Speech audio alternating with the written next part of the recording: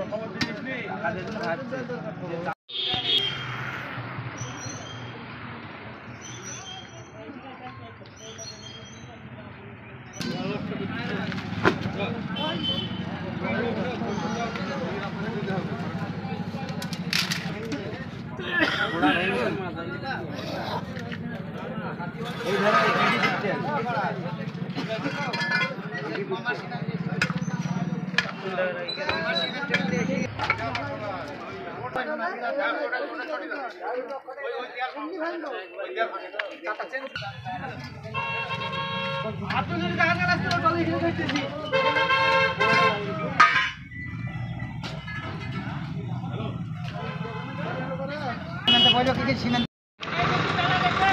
মুহূর্তে আমরা শুনে নেব এক প্রত্যক্ষদর্শীর মুখে কিভাবে অ্যাক্সিডেন্টটা হয়েছিল।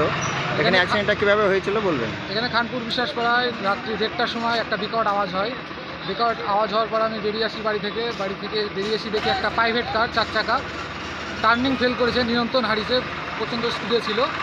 একটা পোলে ধাক্কা মারে, পোল ভেঙে যায়। পোল ভেঙে গিয়ে আবার মন্দিরের দেওয়ালে ধাক্কা মারে, দেওয়ালও ভেঙে যায়, দেওয়ালে ফাট ধরে গেছে।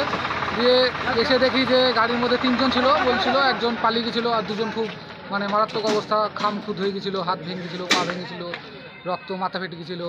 দিয়ে তাদেরকে আমরা এখানে গ্রামবাসী সব বের করি গাড়ি থেকে কষ্ট করে, দিয়ে তখন বের করার পর অ্যাম্বুলেন্সকে ফোন করি, অ্যাম্বুলেন্স আসে, দিয়ে বহরমপুরে তুলে দেওয়া হয়।